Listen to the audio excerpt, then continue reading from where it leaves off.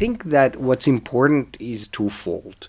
One is, are we focusing on the big pieces of the puzzle? The second is, it's important that we don't focus too in. We look for those companies that, one, as said, are doing something big, and two, can do it now. You have to have many dots. I mean, if you want to beat climate change, the solutions are simple. We know what we need to do. Only you need a lot of players to do that. And there is no one winner takes it all. Today, we have something truly special for all you clean techies out there. This New York Climate Week, we teamed up with Extantia, one of the leading climate tech venture funds in Europe, to do our first ever live podcast recording. Not only was it fun and did we get a cool double-branded coffee mug out of it, but it was so cool to be able to have that in-person presence with the Yair and that level of openness that we could have because of it. The best part of it was getting to see so many of you clean techies in person. It seriously meant the world to Silas and I to see so much of our community turn out. We definitely are going to be doing more of these events in the future, so stay tuned. Now, to talk about our guest, Extantia is a seed and Series A VC fund investing $1 to $4 million in startups in climate tech. Yair is a partner of the fund and a LinkedIn top voice, most famously known for being fucking awesome. And no, I'm not swearing, don't worry.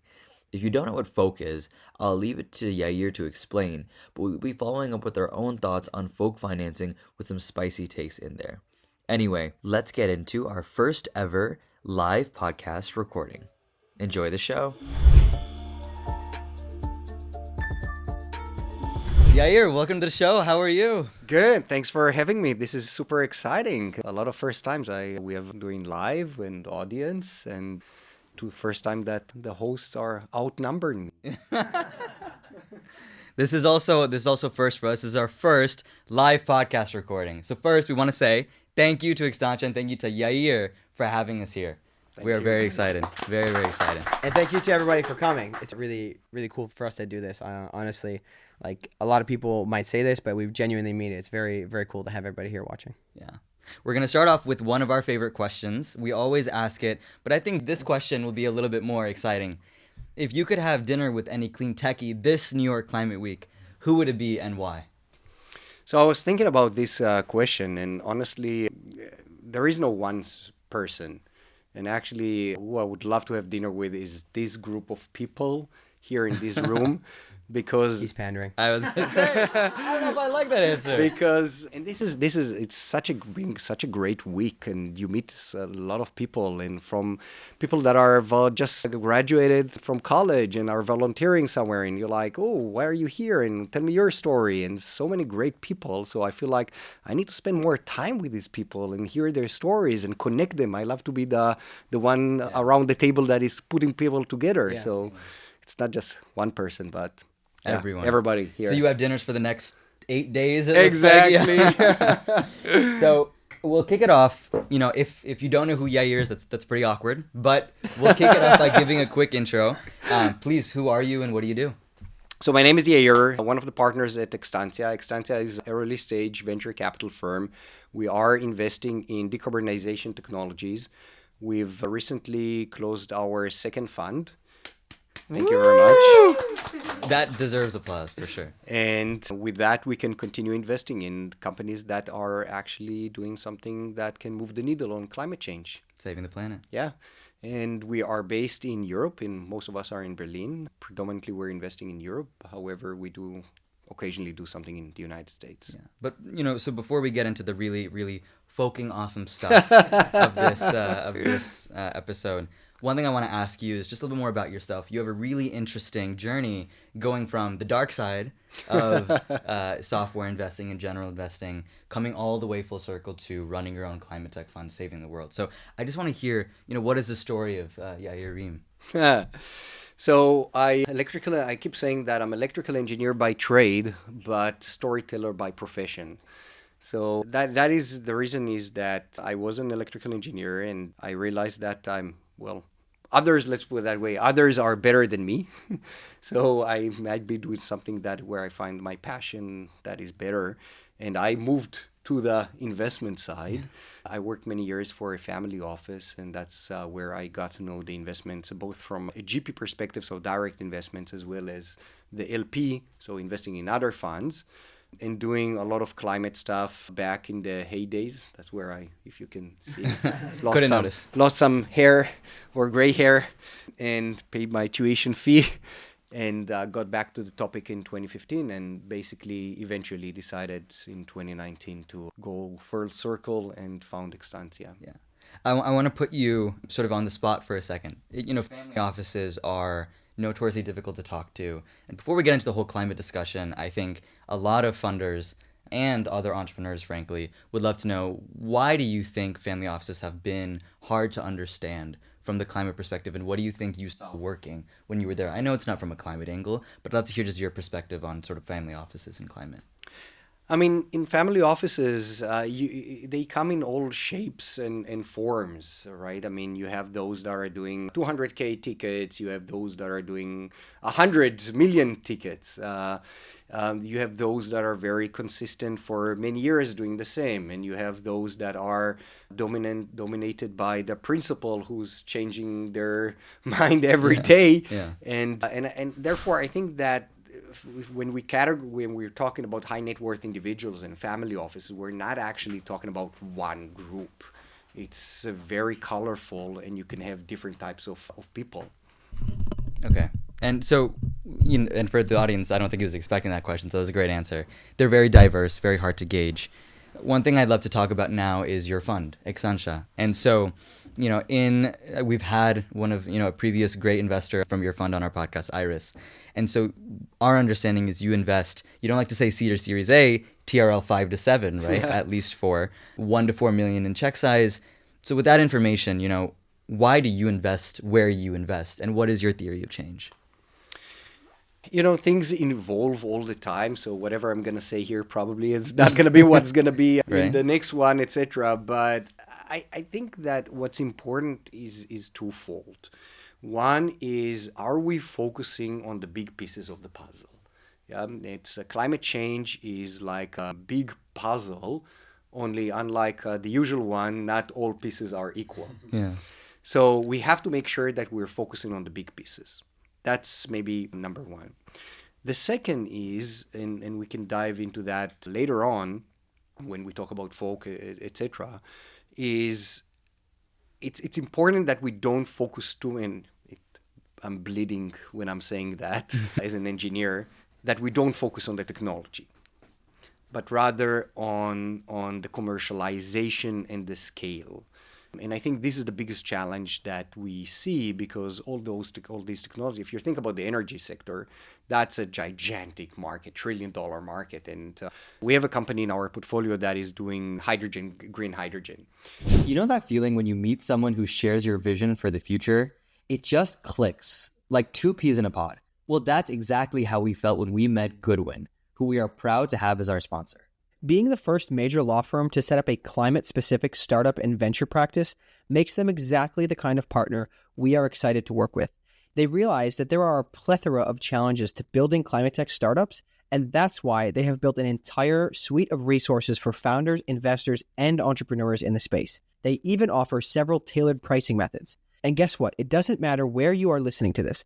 Goodwin is a global law firm that you can trust to be your partner through it all, from incorporation to exit. They've got you covered. Go to goodwinlaw.com and tell them Clean Techie sent you to get exclusive access to startup resources. All right, back to the show. And when we met them, just to give perspective, when we met them, they were doing 1 kilogram of hydrogen per day. The refinery next door was doing a ton an hour. Mm-hmm. Yeah? So this is not one order of magnitude, not two orders of magnitude. This is several orders of magnitude bigger, and this is where we need to go. So when we're talking about going back to your question, when we're looking at where we should invest, we should bear in mind that we're, again, not a family office and evergreen capital, but rather a VC that needs to raise again and return money to investors pretty quick. We look for those companies that, one, as said, are doing something big, and two, can do it now. And this is super important for us. And this is what we go and say, this is the speed and scale, right? This is the scale, do something big, and speed, something that is actually now rather than in 2050, if we talk about fusion, for example. Right. So it's the right way for venture to play a part in that puzzle. It's very much, I think it's what's interesting, and that's very plays to our benefit, is that if you look at it, it's also fits exactly with venture. Right? Venture is all about stuff that is now. It's about accelerated growth. It's about hyperscale of companies returning mega, supersized, outsized returns to our investors. And you cannot do that if you're investing in TRL2 in something that is pure science. You have to do that in stuff that can go into commercialization. And then you have those types of returns. So the notion that what we need to do for climate is now, that fits very well also with our venture thesis. Yeah, I think it's pretty interesting. Just earlier today at the Climate Capital Summit, they're talking a lot about kind of energy as the example, and you mentioned energy being a very big market, and I think that the whole point is we have to get these technologies to the point where they're as ubiquitous as solar, right? Where private equity shops can dump billions and billions of dollars into it because there's so much money that has to be deployed at that scale, and you can't do that, on small basis, right? So you need to get things up to that level. Yeah, and so I wasn't swearing at the beginning. Folking Awesome is something that, I think your fund has done some really great work on. So you want to kick us off? Yeah, so I guess if anybody is not familiar with Folk, I'll try to give like a bit of a primer, if you will, and then we'll get into it. So VC likes to invest at the point where they can make huge returns, right? They have to, the outcome has to be huge, right? But when it comes to hardware, it's very challenging, very expensive to do. And like we just talked about, we got to get things to the point where private equity can invest. Project financing, it's guaranteed kind of outcomes. They're not seeking as high of returns, but they're seeking consistent returns that will go. So in between there, that's the challenge, right? So I guess first of all, what TRL is Folk usually referring to? Like, where are we at right, with that? 8, usually, just before the commercial scale 9. Okay. So, and then I guess the thing I always have a hard time understanding is what exact, like, is it pure equity financing? Is it going to be debt financing, like project financing? What kind of financing actually is Folk? Well, maybe I'll elaborate on the question and then go back to the actual question. So let's open up the topic. I think what's important, and if I look at the room, most people here are young and don't remember that venture capital is hardware. And the entire VC industry, it's called Silicon Valley, not because they invested in blockchain, but in actual hardware. So there is money to be made in hardware. And until the 90s, it was all hardware. And then we got spoiled with the internet and everything became digital and SaaS and And by the way, there is an and there was a lot of money was made, and there is a question whether today you can still make money like return funds, etc. with AI when everything is already inflated, etc. And then people start going into hardware. But I just want to say that there is money to be made with hardware investments. Is it tough? Yes, of course it's tough. And there are difficulties, but I think that is where also experience comes into play, and that is why we're also we think that there are funds that like us that try to specialize and write the playbook around these topics, so you can definitely make money. Now, to your question, naturally those things are not. They are special.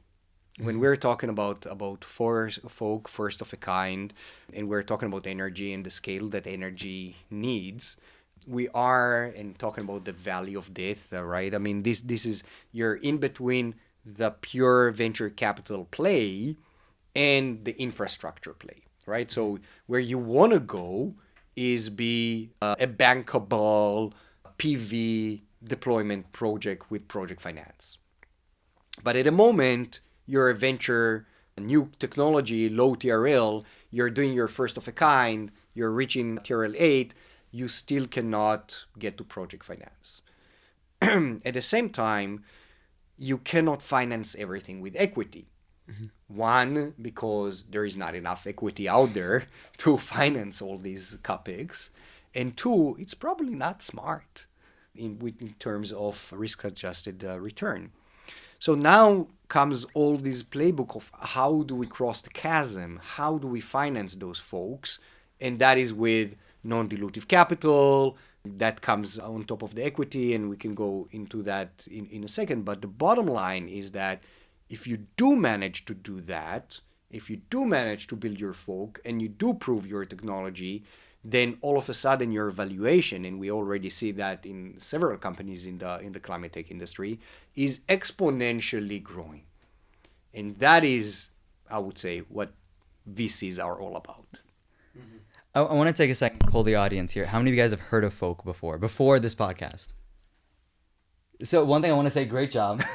Yair's been sort of pioneering what Folk is, right? And the messaging around that. And so you can see clearly how far that's come. You yourself, we were talking about this, about a grueling September, right? You were in Berlin, so Germany, Sweden, and now in New York, in the U.S. talking about Folk. So I first want to ask, how are you holding up against all of that travel? Like, I would be exhausted. It's brutal. Yeah. I've heard a statement that September is the Monday of the year. And so, okay, on this like great it. Monday, It's on a this great very long Monday, Monday, yeah. And we picked that for New York Climate Week. So Yeah. on this very long Monday, so you've done so much great work being at the forefront of how people understand Folk, right? Everyone here will walk away with some idea of what Folk is, a one-liner. And so I want to know, from when you started talking about Folk to where we are now, how have people's understanding of Folk changed over time? And where do you think we've made the most progress, and where do we still need to progress? That's a very good question. I think when we started, and Fernanda is here in the room, our marketing lead, and she's doing all the amazing stuff that is getting us out there. We didn't call it folk, right? I mean, we didn't use the word, or they did. I mean, of course, the word has been there all the time, but it wasn't in the climate tech context. But we started, and I think this is everything that we are doing, yeah, because we're writing the playbook this time around in climate tech. We started noticing that the first cohort of companies, if you wish, the wave started 19. I mean, breakthrough has been there in paving the way after Paris Climate Conference 16 to 18, and then people started really going into it. So the wave was somewhere around 18, 20. And so the first cohort of the seed companies, seed Series A companies, kind of graduated and came towards building those, what we now call the first of a kind. And we started noticing that in our portfolio, and we're like, well, this is a common thing. And I think we started with a survey that we sent to our founders and say, how do you finance this? And we published it, and that was the first the answers, and that was the first time that all of a sudden that kicked off the discussion. We said, "Ooh, we're onto something."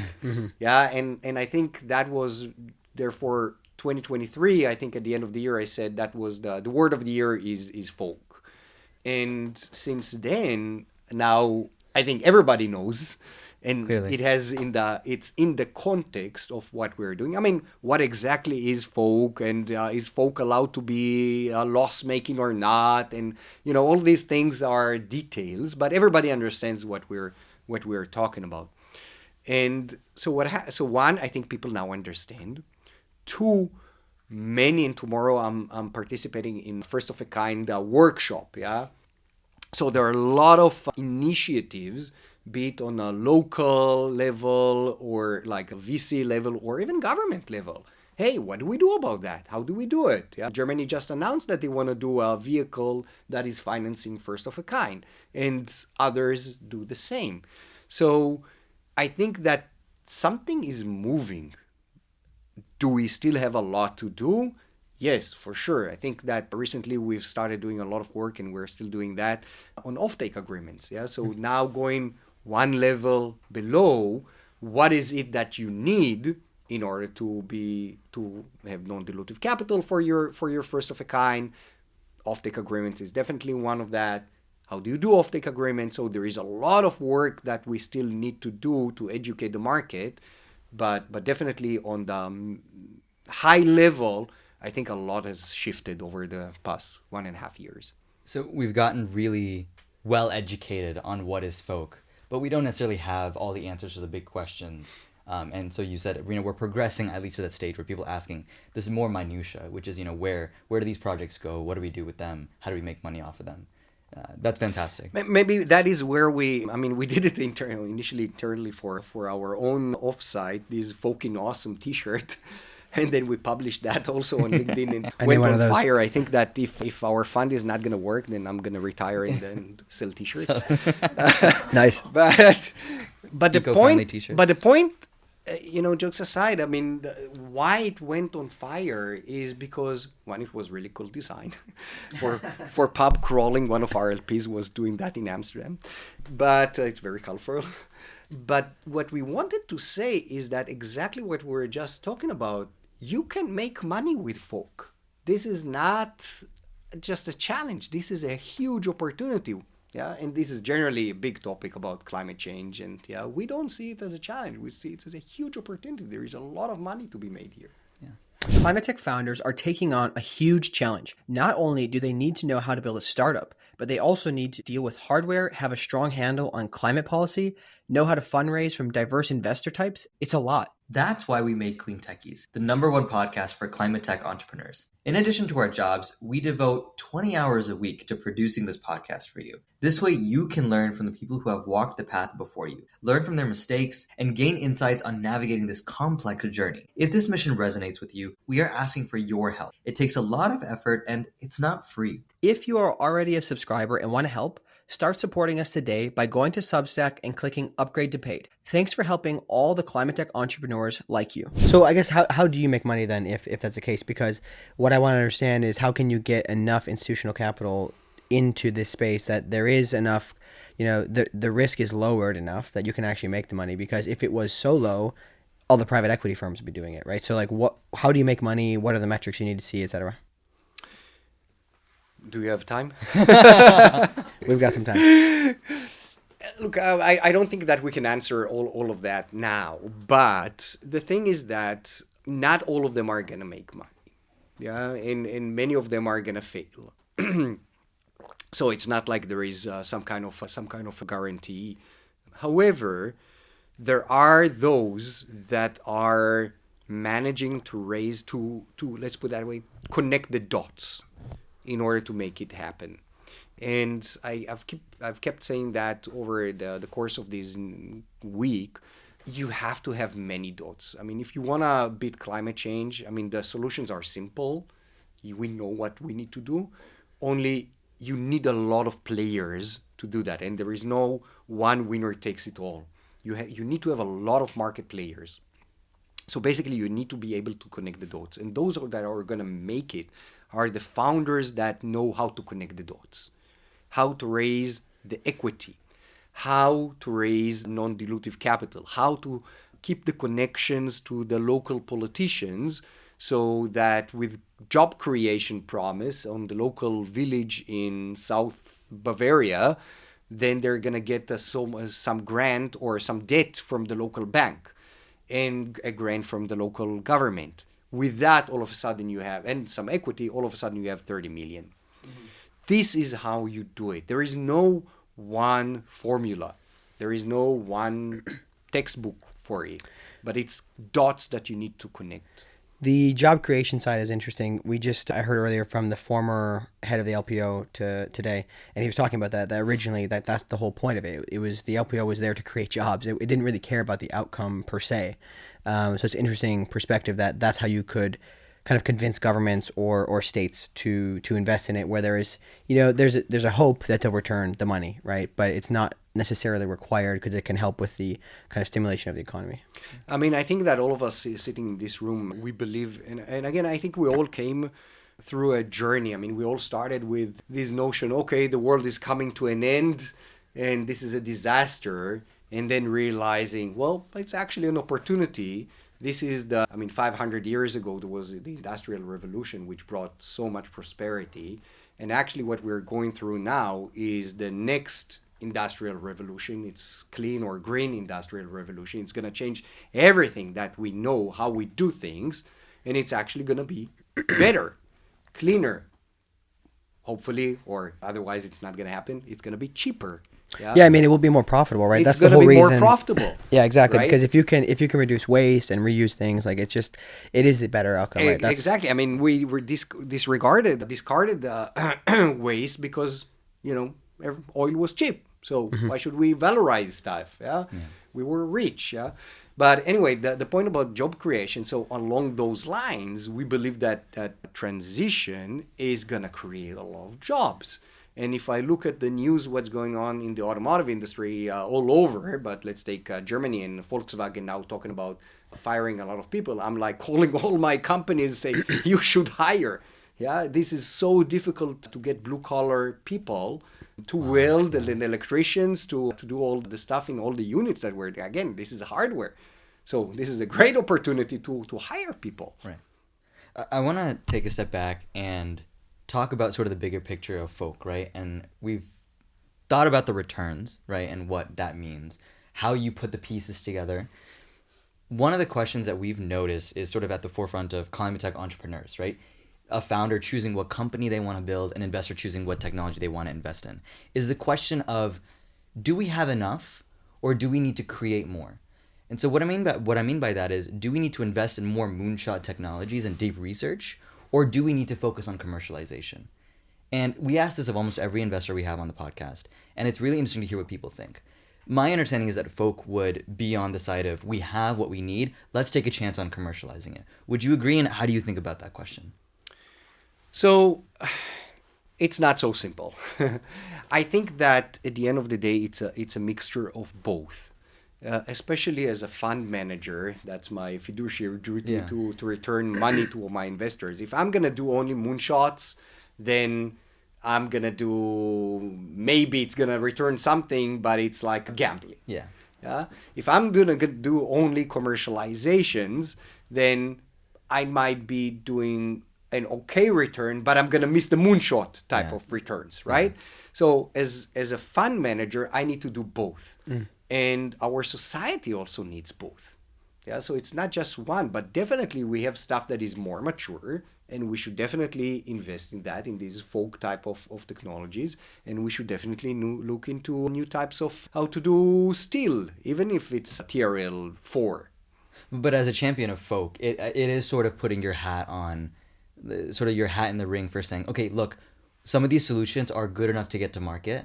Let's commercialize them, let's scale them up, right? That's especially because one thing I'm trying to peel back is, as a founder, right, if you're looking at a technology that's a certain performance better than the market, right? Especially, I was an early stage investor in climate. Sometimes you're kind of, is this good enough, right? Is this enough of a next level? Is this battery that much better than the batteries that are out there? And that is an existential question for that founder, right? Depending on where they go. So do you think that at the end of the day, people are giving as much attention as they should be to the commercialization, or do we need more? I mean, my sense is the premise of focus, we need more, but how do you feel about that? Maybe I'll spin the question a little bit. So I feel like a lot of the founders that we back are coming from academia. Yeah. And I think that there is too much focus in the scene generally on technologies and about efficiency, and to the point what you were saying, this is better than that by X%, yada yada yada. And honestly, who cares?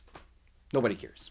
Yeah, you have all these, I keep saying about all these electrolyzers that are 80% better AEM or whatever, SOx, whatever it is, but if there is, and they are really good and fit all these intermittent resources, but if you look at what's happening and what's been deployed at the moment, it's PEM. Yeah, why? Because it's durable, because it's been there, because they know what they buy, but it's not good. Yeah, it's actually not good for intermittent resources.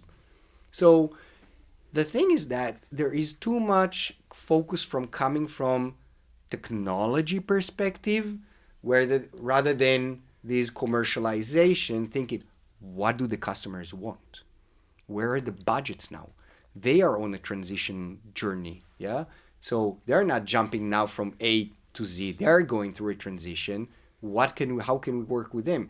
And maybe it's not the right technology at the moment to work on. Yeah. Yeah. You actually brought up talent, which is, I won't talk too much about that, Silas's sort of expertise. One of the things that we as a duo really believe is underdiscussed is that problem.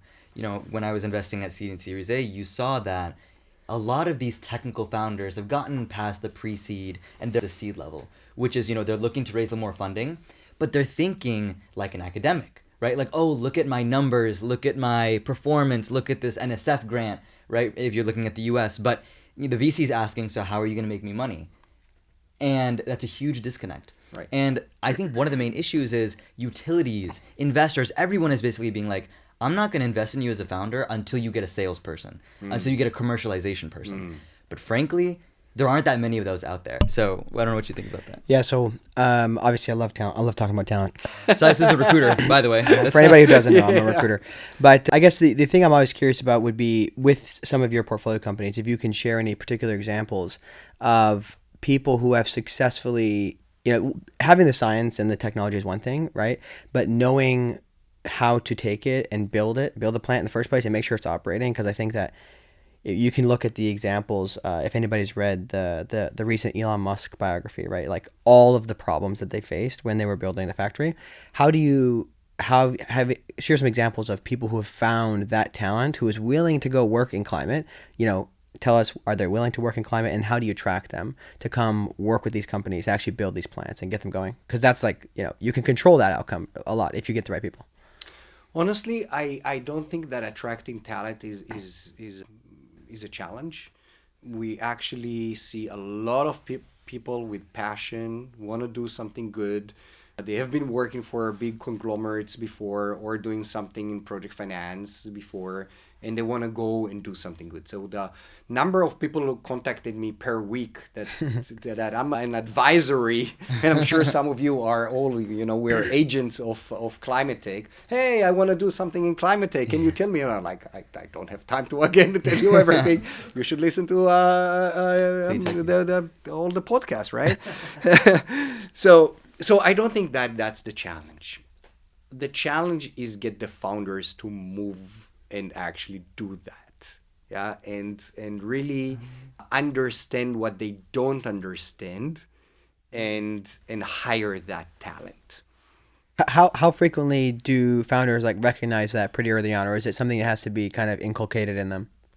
The challenge that we see is that if we look at the general market, like the mainstream startup scene, we ask a lot from founders, right? We ask them to be savvy business people. We ask them to know, if they're in AI, they need to be good coders, right? So they need to have some type of science, right? So maybe let's call it computer science and good business people, right? So two things, and that's already a lot, right? If we look at climate tech, we actually need another component, and that's engineering. Because it's all about scaling, and doing EPC.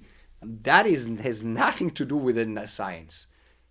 Anyone can do crazy stuff in the lab. Anyone. But to scale the stuff from the lab to the scales that we were mentioning, that's damn hard. And that is a completely different topic.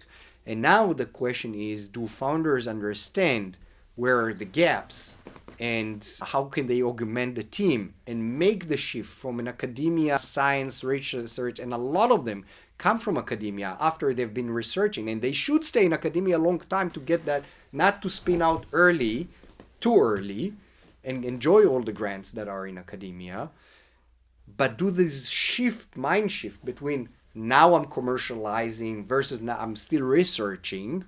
That is a very tough move. Is spinning out too early a common issue? Does that happen? Yes. Really? Yeah.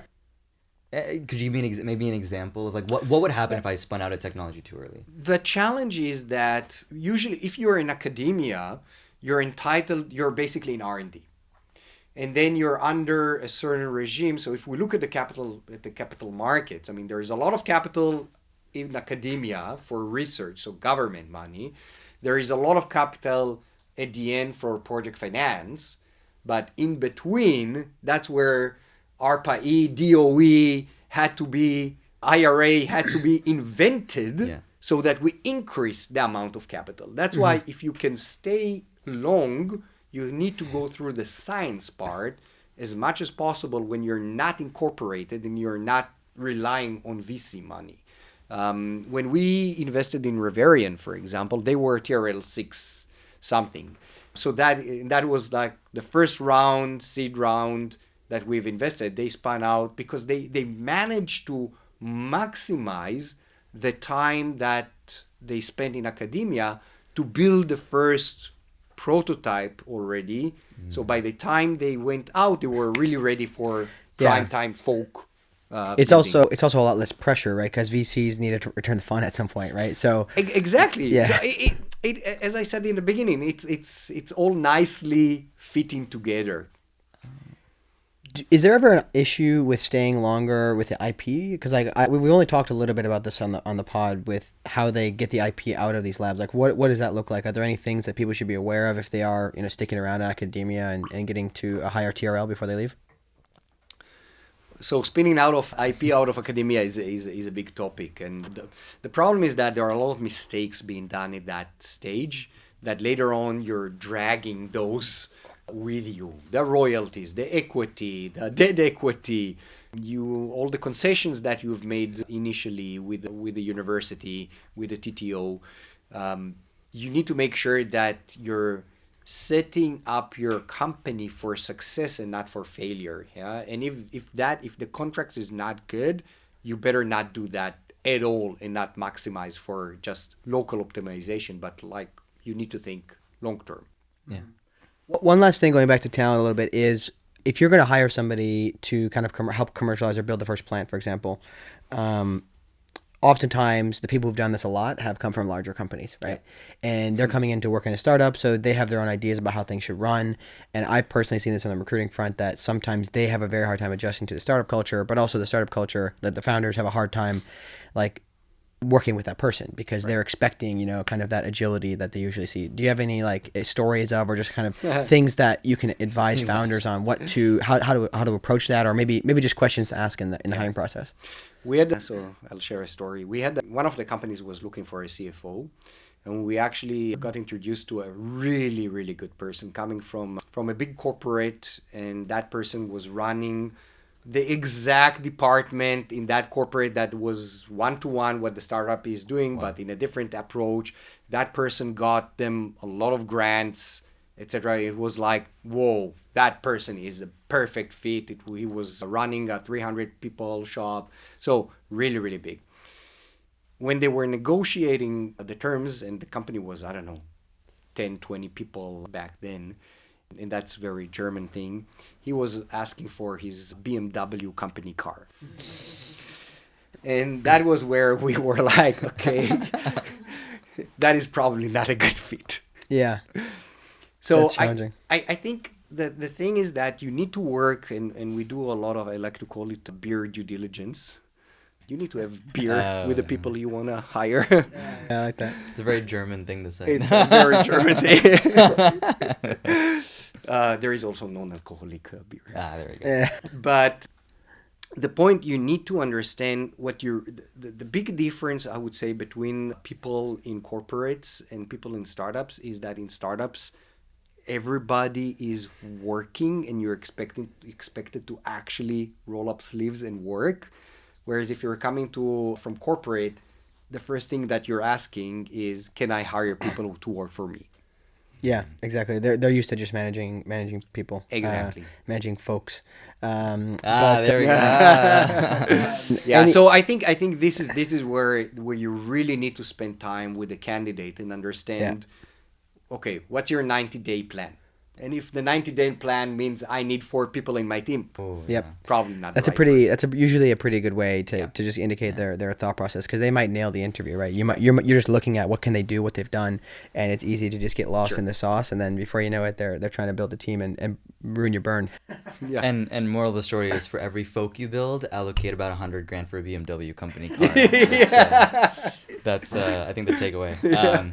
One thing, a lot of people in this room, obviously, we're set up for careers in climate, right? And so one thing I want to think about is, as folks hopefully become more common, the need for people who can do folk will grow, right? And so I'm curious, Folk is basically putting together a lot of really disparate economic sources of money, right? Like very different flavors of money.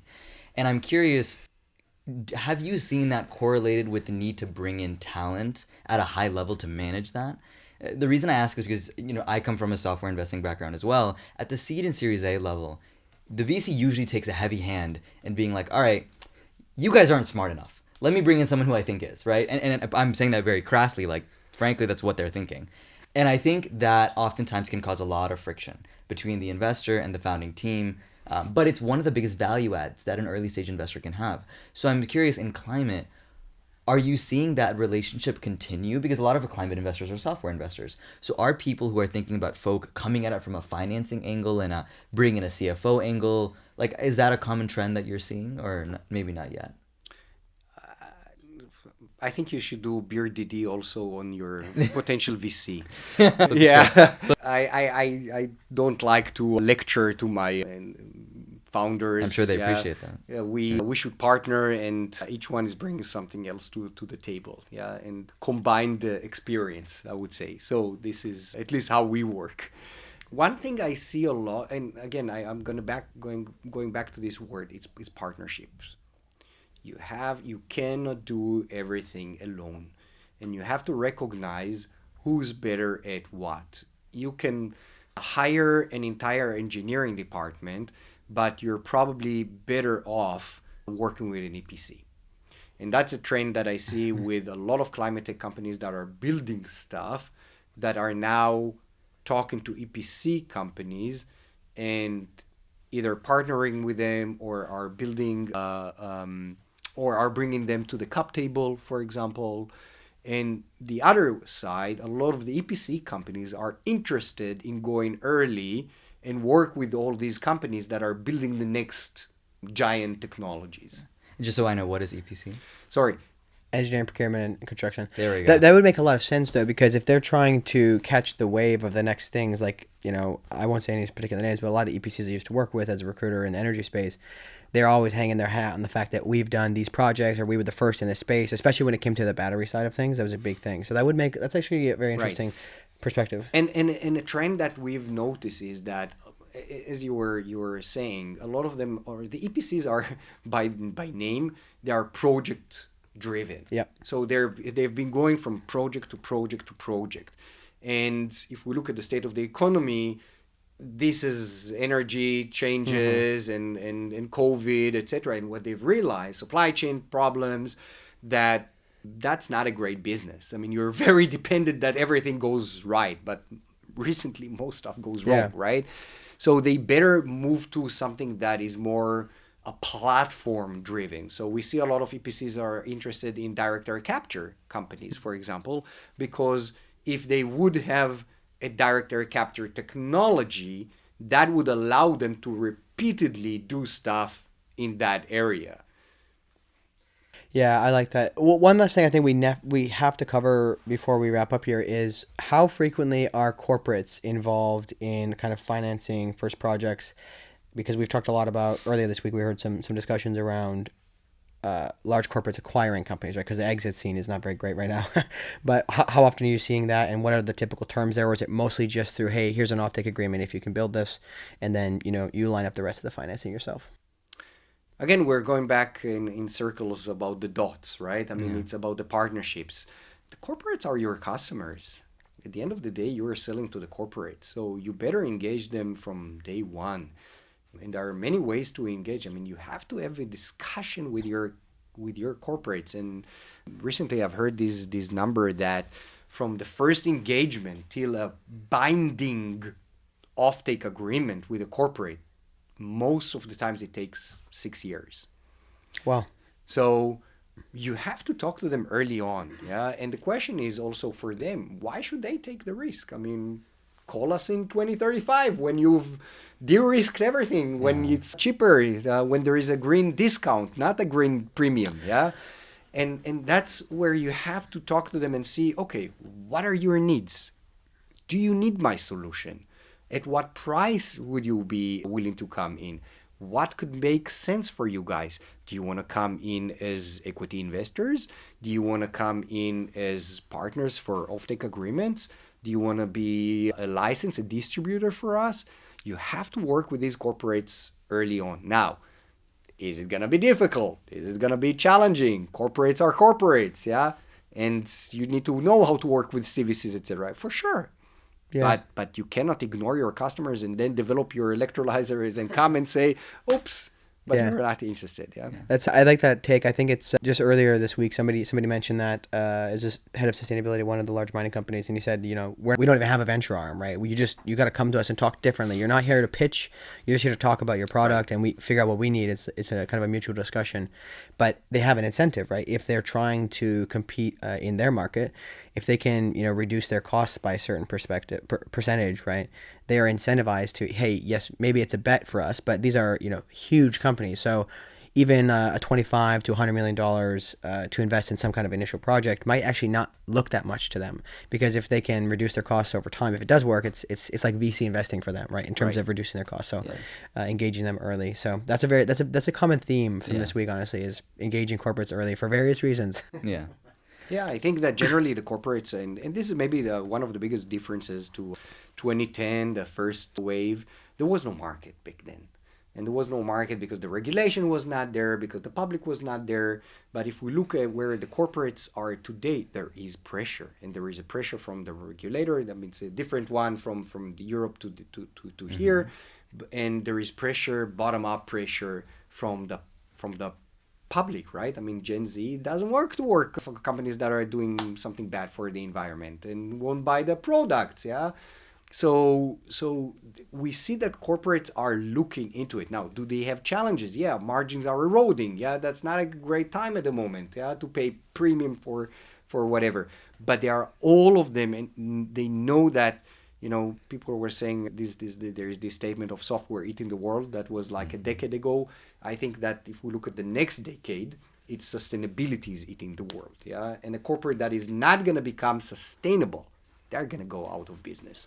So all of them are at the moment looking into the topic, how can we become sustainable? So I think all the startups are finding an ear with those corporates. You just need to know how to work with them. Yeah, I would say at the bare minimum, like the point you mentioned about young people do not want to work for this space, like that in itself will drive them to do something to make themselves greener. Even even if it's minimal, they just won't find talent, right? And people are surprisingly stubborn about working for only like clean tech companies or clean companies or sustainable companies. Yeah. We're coming into sort of the last portion, so we're going to get really random here. It's usually what happens when we try to squeeze everything the last few minutes before we lose you.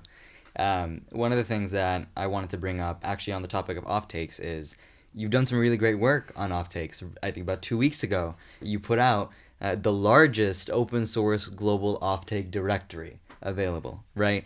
And so first, congratulations. Phenomenal effort. And the second thing I want to ask is, or first thing I want to ask actually, is what was the decision to do something like that? And, for the people in the audience and the people listening out there, what is the best way to use that directory and learn from it? So I would say as we're making progress, right? I mean, even us in our learnings, we're all the time trying to understand. As I said, we're pioneers, all of us here. We're doing something that hasn't been done before. This is the 500 years, nothing like that happened. And this is a lifetime opportunity. This is the opportunity of generation to redo the industrial revolution, right? But we're doing something new. And as we're doing something new, we can only do that if we learn from the best of the best. If we apply best practices, if we share with each other, that's why we do all this that we're doing, right? This is how we're advancing. This is how all of us win. So as we were talking about folk and what makes folk successful, I mean, the word that came up again and again and again, and how can you do non-dilutive capital, offtake agreements, yeah? I mean, a software startup that wants to raise Series B won't tell you, hey, I have 0 ARR, right? So if you are a climate tech company, you need to have offtake agreements. And that's where we started talking, okay, what are offtake agreements? Yeah, everybody read term sheet, demystifying term sheets 101, right? Now it's time to do offtake agreements 101. And where do you start? Okay, let's see who already has done that. You have no idea, but it's so, and I'll be very happy if the audience comes to me. It's been so difficult for us to find offtake contracts because there are very few of them, and each one that has done that is very secretive about it. They don't want to, because there is confidentiality, so they don't want to show it to you. And it's so difficult for us to find lawyers that actually say, yeah, we know how to write it. This is how you do it. But this is where we come from and say, yeah, we have to publish these things. Yeah, so they're like, we're saving the planet. Someone asks how, and you're like, it's confidential. Yeah. And so, as people in the audience, different founders, investors, junior, senior level positions, what's the best way to learn from that? It's, of course, a list of best practices. Would you say now it guides maybe some of where the momentum is going? As you put this out there, what are you hoping people take away from it? I hope that people are just looking into it and understand what is possible, and that things are possible. Part of the problem is that we don't think or dream big enough. And we say, oh, that's so difficult. That's not going to happen. And then you look at the database, oh, somebody made it. Yeah. And they didn't have anything. So how did they make it? So, yeah, well, they were good. Yeah. So you can do good. Yeah. It's like, I forget what the milestone is with the story of the runner who did something no one had done in centuries. And then as soon as they had done it, 2 people did it in like the next 2 years. Right? So it's, exactly. Once you believe something is possible, it can happen. Continuing on off of being random, what's been your favorite New York Climate Week event so far? Well, as said, I'm a storyteller at heart, and we do a lot of storytelling, and we preach it to our companies. I mean, I keep talking about talent. I keep saying that the number one employee that you hire needs to be a marketing person.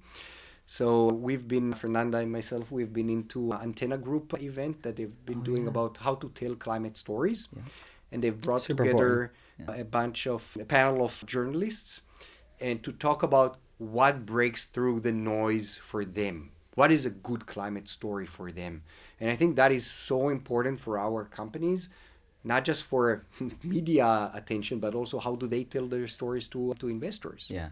Antenna Group are really good friends of ours. I was there at the event yesterday, and I think one of the most interesting conversations that I had was climate stories always have a small twist of doom in them, right? Like, hey guys, look at this cool thing. It's going to save us from the world ending, right? And so you're reminded, oh my God, the world is ending, right? And that's a hard feeling to get rid of. So it inherently makes people want to read climate stories a little less. And I think one of the things that you're doing with the offtake agreement is putting the productivity in front of people, being like, I want you to be inspired and I want you to go forth and do this. So I think even the way that you phrased it is really, really progressive towards where we can get more and more people engaged in climate. Anyone that is interested, I'm happy to show the first deck that we've used when we started Extantia. There were a lot of slides about doomsday in the beginning, and a lot of stuff about we're going to do the hard things and invest in CapEx. And you can imagine investors didn't like that. But also the doomsday, it's like,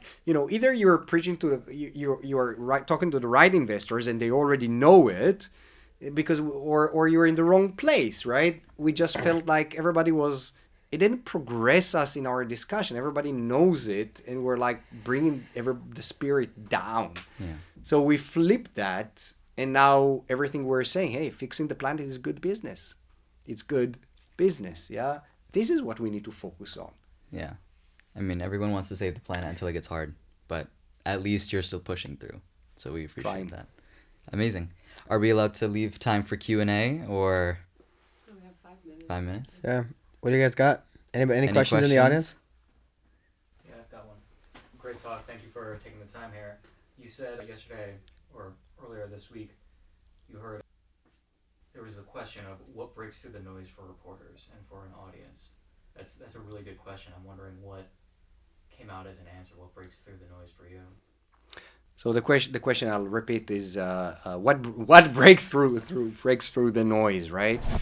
And unsurprisingly, it's the story. If there is a story, it's not about Again, not, I keep saying, and maybe I'll elaborate on that.